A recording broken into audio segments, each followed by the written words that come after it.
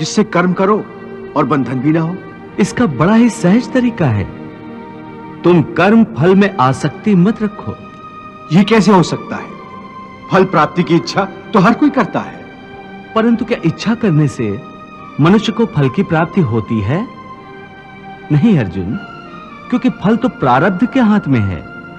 और जो भी मनुष्य फल प्राप्ति की इच्छा करता है, उसका मन फल के बारे में सोचकर अपने कर्म और कर्तव्य से विचलित हो जाता है और उसे वो फल प्राप्त नहीं होता जिसकी उसने इच्छा की थी।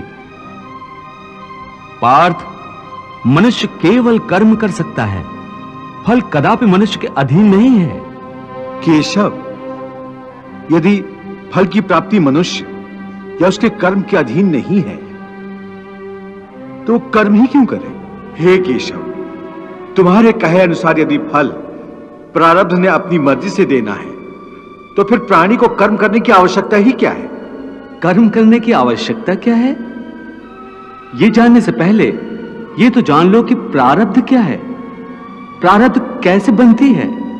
हे केशव, प्रारब्ध क्या है उसे जानने में क्या मुश्किल है? यह तो सीधी सी बात है कि जो भगवान की इच्छा है वही मनुष्य का प्रारब्ध होती है। नहीं अर्जुन, नहीं, यह धारणा सत्य नहीं है। क्यों सत्य नहीं है? क्योंकि मैं किसी के प्रारब्ध नहीं बनाता, ना मैं किसी प्राणी के कर्म अथवा कर्म फल के हिसाब में दखल देता हूं। इसलिए प्राणी की प्रारब्ध बनाने में मेरा कोई हाथ नहीं होता। फिर कौन बनाता है प्राणियों का प्रारब्ध? प्राणियों के अपने कर्म। अर्थात ये कि प्राणी जैसे कर्म करेगा उसका वैसा ही फल पाएगा। अच्छे कर्म करेगा तो अच्छा फल मिलेगा और बुरे कर्म करेगा तो बुरा फल पाएगा। यही जो प्राणी के अच्छे बुरे कर्मों के अच्छे बुरे फल का हिसाब है, इसी को प्रारब्ध कहते हैं। अपने पुण्य कर्मों के फलस्वरूप सुख और अपने पाप कर्मों के फलस्वरूप दुख प्राणी इसी जन्म में या अपने अगले जन्म में भोगना ही पड़ता है, वो टल नहीं सकता।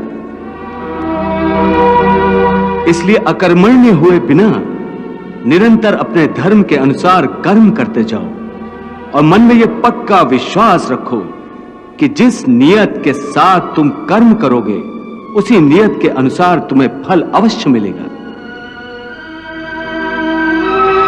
कर्म का यह अटल विधान है, इसमें कभी किसी के साथ अन्याय नहीं हो सकता।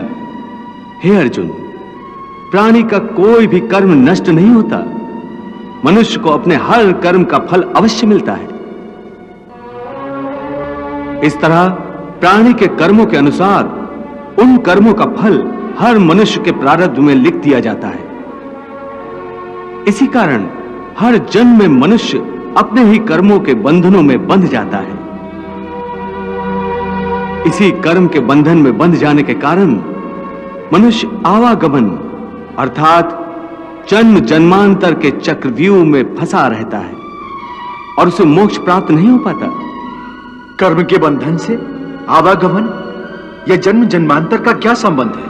मनुष्य अपने एक जन्म में जो कर्म करता है, उन कर्मों के फल के रूप में पाप और पुण्य दोनों ही होते हैं। कभी पाप अधिक होते हैं तो कभी पुण्य। दोनों का दुख सुख भोगते हुए मनुष्य अपने नए जीवन में जो कर्म करता है, उनका हिसाब पाप पुण्य के खाते में नए सिरे से लिख दिया जाता है। इस तरह इन नए कर्मों को भोगने के लिए एक और नया जन्म लेता है और जन्म जन्मांतर का यह सिलसिला लगातार चलता रहता है और मनुष्य की आत्मा का अपने परमात्मा से मिलन नहीं होता, जिसे मोक्ष कहते हैं।